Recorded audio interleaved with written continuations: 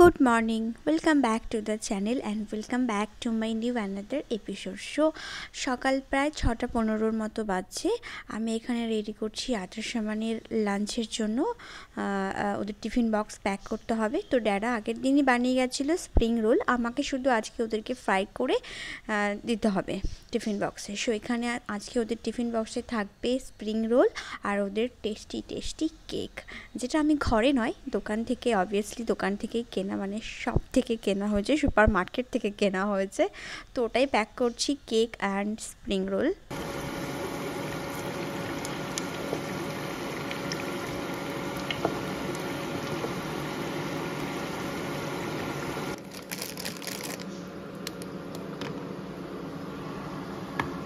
রোলগুলো যদি ওদেরকে এরকম কেটে আমি দিই তাহলে ওদের খেতে না বড় সুবিধা হয়। আর যেদিন দিই না সেদিন এসে ওরা আমাকে বলবে মাম্মা কেটে দাওনি কেন, তাহলে অনেকটা সুবিধা হয় খাওয়ার জন্য। তো টুকরো করে খেতে, বা বন্ধুদেরকে অনেক সময় ওরা আমাদের ছোটোবেলার মতন ওরাও দেয় না, তো বন্ধুদেরকে দিতেও সুবিধা হয়। তো আমি চেষ্টা করি এরকমভাবে টুকরো করে কেটেই প্যাক করতে। এখানে প্যাক হয়ে গেছে আর আমার দাঁড়িয়েছিল, ওকে আমি টিফিনটা দিচ্ছিলাম। হ্যালো, স্নান টান হয়ে গেছে, এবার পুজো করব।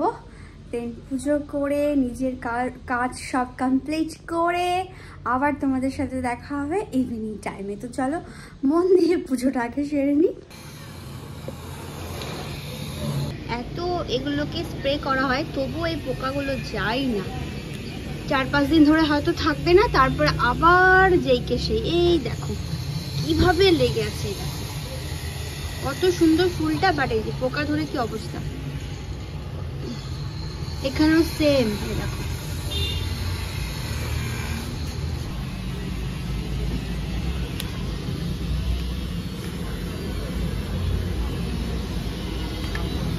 পাঁচটার মতো জবা পেয়ে গেছে, আবার কি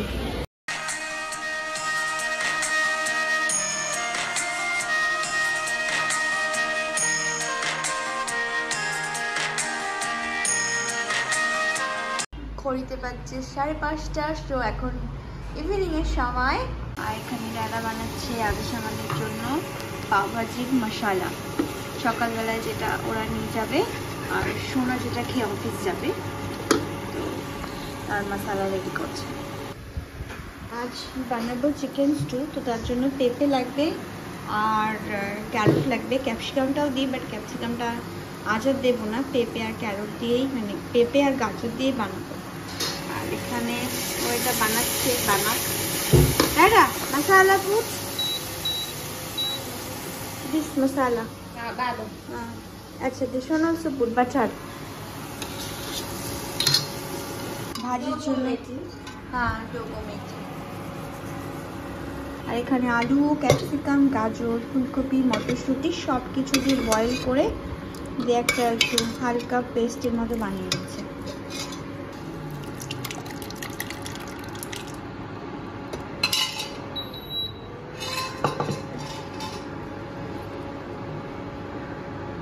এখানে ভাজি, পাও ভাজির জন্য যে ভাজিটা রেডি হয়ে গেছে। এই যে পেঁপে, গাজর, টমেটো সব কেটে ধুয়ে রেডি করে গেছে, মানে ধুয়ে কেটে সব রেডি করে গেছে। আর আমি এখানে কুকারও বসিয়ে দিয়েছি স্ট্রো বানানোর জন্য। স্ট্রো বানিয়ে খেয়ে আবার বেরোবো হচ্ছে গ্রোসারি শপিং করতে এই সিম্বা সুপার মার্কেটে। তো তাড়াতাড়ি করা যাক। এই যে চিকেনটা ওখানেও মানে দুপুরবেলায় হয়তো গিয়েছিল, গিয়ে নিয়ে এসে এটাও এখানে কেটে ধুয়ে রেডি করে রেখেছে। এই কাজগুলো করা থাকলে আমার একটু সুবিধা হয়ে যায় বাকি কাজগুলো করতে।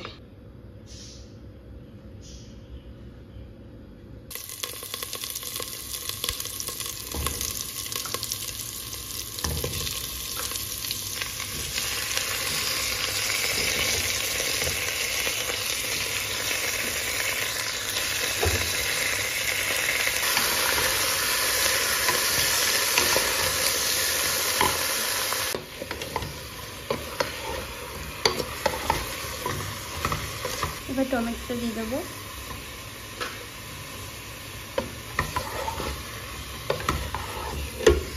পাউরুটি তো এখানে পাওয়া যায় না, কিন্তু পাউরুটির মতনই কিছুটা দেখতে এই রুটিগুলোকে পেয়েছি চপাটিতে। খেতে অতটা খারাপ না, ভালোই খেতে। তো এটাকে আজকে ভেবেছি যে চিকেন স্টুর সাথে একটুখানি করে বাটার দিয়ে সেকে খাওয়া হবে। আচ্ছা, আমি একটু এখানে গরম মশলাও দিলাম। বাঙালি তো, আমাদের একটু মনে খুঁতখুত থেকেই যায় যে হয়তো চিকেনের গন্ধটা বেরোবে এর থেকে, তো সেই কারণে একটু ফ্লেভারের জন্য গরম মশলা দিলাম। কষানো হয়ে গেছে, এবার 2 কাপের মতো জল দিলাম। আর একটু দেওয়া যেতে পারে, কারণ স্টুটা খেতে বেশি ভালো লাগে। আর শুধু শুধু হোক বা রুটি, ভাত, ব্রেড সব কিছুর সাথে বেশ ভালো লাগে। আর এখন আমাদের সবারই মোটামুটি একটু সর্দি লেগে আছে, তো এই সর্দি লাগা অবস্থায় তো আরও বেশি ভালো লাগবে। ব্ল্যাক পেপার নিয়ে নিয়েছি, এগুলোকে একটু ভেজে দিয়ে গুঁড়ো করে নেবো। স্টুয়ের ওপর খেতে কিন্তু দিয়ে খেতে ভালো লাগবে।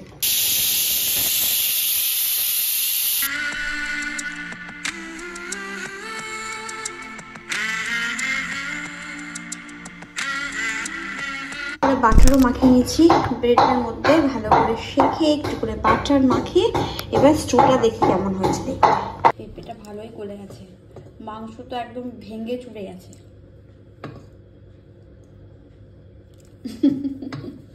এটা কি ঘি না বাটার? Butter butter.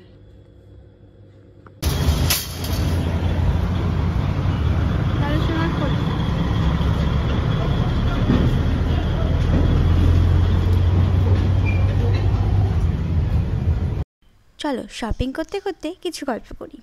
প্রবাসী থাকতে গেলে তোমাকে লাভ আর লোকসান অ্যাকসেপ্ট করেই কিন্তু থাকতে হবে, চলতে হবে, শপিং করতে হবে। তাতে ছোট থেকে ছোট লাভ লোকসান হোক ইয়া বড় থেকে বড় লাভ লোকসান হোক। এই দেখো, যেমন ধরো তুমি এমন একটা জিনিস যেটা খেতে খুবই ভালোবাসো, অথচ কোনো জায়গাতে অ্যাভেলেবেল পাচ্ছ না, বাট কোনো একটা মল বা সুপার মার্কেটে এসে সেটা দেখলে অ্যাভেলেবিলিটি হয়ে গেছে, বাট সেখানে দেখলে একটু ড্রাই হয়ে গেছে। জিনিসটা তোমাকে একটু বেশি কারেন্সি দিয়ে হলেও কিনতে হবে, কারণ তুমি অ্যাভেলেবেল কোথাও পাচ্ছ না। আর যদি সেই জিনিসটা এক্সপোর্ট করা যায়, মানে বাইরে থেকে যদি এক্সপোর্ট করা, যেমন ইন্ডিয়া থেকে আরও অন্য কান্ট্রি থেকে অনেক জিনিস আসে, তাহলে তো আর কথাই নেই। সেই জিনিসগুলো 5 থেকে 2 গুণ কারেন্সিতে তোমাকে কিনতে হবে। যেমন এই ওয়াক বেকারির চাটা আমরা খেতে খুব ভালোবাসি, কারণ এর ফ্লেভার, এর গন্ধ, এর টেস্ট একদমই আলাদা মাপের। তো এটাকেও আমাদেরকে ইন্ডিয়ার কারেন্সি থেকে এখানকার কারেন্সিতে 2 গুণ দিয়ে কিনতে হয়। বাট যদি কোনো জিনিস এখানকার ব্র্যান্ড হয়, যেমন এই কফিটাই এখানকার ব্র্যান্ড আর এত টেস্টি খেতে, এটা তুমি একটা এখানকার নর্মাল সেলিংয়েই পেয়ে যাবে। আমি যদি ফ্রোজেন জিনিসের কথা বলি, আমরা সচরাচর ফ্রোজেন জিনিস প্রেফার করি না। যখন নাইজেরিয়া থাকতাম তখন ফ্রোজেন জিনিসটা বেশি খেতাম, কারণ ওখানে ফ্রেশ জিনিস পাওয়া যেত না অতটা। তবে এখানে ডার এস সালামে ফ্রেশ জিনিসটা অ্যাভেলেবিলিটি হয়ে গেছে, তাই ফ্রোজেন জিনিসটা অতটা প্রেফার করি না। হ্যাঁ, কোনো সময় যেমন লেগ পিসের দরকার পড়লো বা বোনলেসের দরকার পড়লো, বোনলেস চিকেন লেগ পিসের দরকার পড়লো, তখন আমাদের অবশ্যই কিনতে হয়। বাট সেটা ফ্রেশ চিকেনের থেকে 2 থেকে 3 গুণ সিলিং খরচা করে কিনতে হয়। আর এখানে কিছু প্রাইস লিস্টও থাকে, যেরকম একটা একটু সুবিধা হয়, যেমন আইসক্রিমের প্রাইস লিস্ট, কিছু জিনিসের ফ্রোজেন জিনিসের প্রাইস লিস্ট থাকে, যেটা কিনতে সুবিধা হয়। এবার আসবো আমি বিস্কিটের কাউন্টারে। এখানেও যেই বিস্কুটগুলো এখানকার ব্র্যান্ড, এখানকার কোম্পানি, মানে লোকাল মার্কেটের, সেগুলো তুমি একদমই নর্মাল একটা প্রাইসে পাবে। বাট যেটাকে এক্সপোর্ট করতে হয়, যেমন নামকিনও এক্সপোর্ট করতে হয়, কিছু নামকিন এক্সপোর্ট করতে হয়, সেগুলো একদম 2 থেকে 3 গুণ প্রাইসে পেয়ে যাবে। বাট এখানে আমি অনেক দিন বাদে দেখতে পেয়েছি চানাচুর, যেটা একটা নয় 2-2টো প্যাকেট নিয়ে নিলাম। এতটাই পছন্দ আমার চানাচুর। হ্যাঁ, এবার চিনির কথাতে আসি। চিনিটাও এরকম, এখানে তুমি যদি চাও হোয়াইট চিনি খেতে, সেটা তুমি পাবে না, কারণ অতটা অ্যাভেলেবিলিটি নেই। তার জন্য তোমাকে অনেক বড় কোনো মল বা বড় কোনো শপে যেতে হবে, বা অনেক সময় দেখা গেল তোমার কাছে সময়ের অ্যাভেলেবিলিটি নেই, বা গাড়ি যেটা তুমি যাতায়াত করবে তারও অ্যাভেলেবিলিটি হয়ে থাকে না। তো তার জন্য আমাদের অনেক সময় এই বড় মল বা সুপার মার্কেটগুলোই কাজে আসে। হ্যাঁ, এখানে মুড়ি পাওয়া যায়, মুড়িটাও কিন্তু এক্সপোর্ট করা হয়। মুড়িটা এক্সপোর্ট করা হলেও কিন্তু খেতে একদমই টেস্ট নয়, কারণ বলছি এই মুড়িটাকে বাড়িতে আনার পরও ওকে ভেজে তারপরে রাখতে হয়, কারণ একটা তেনানো ভাব থাকে আর এর একটা গন্ধ বাজে থাকে। তো যাই হোক, এখানে আমার মার্কেট কমপ্লিট হয়ে গেছে। এখানে আমি খোঁজাখুঁজি করছি কী নিয়েছি আর কী কেমনভাবে দিয়েছে, কারণ ওরা অনেক সময় অনেক জিনিসে ভুল করে। যেমন দেখো আমি এখানে 1 কেজি বেসন নিয়েছি, বা বেসনের কোনো প্রাইস লিস্ট বা ট্যাগ কিছুই নেই, সেটা আমি ওদেরকে কমপ্লেন করলাম।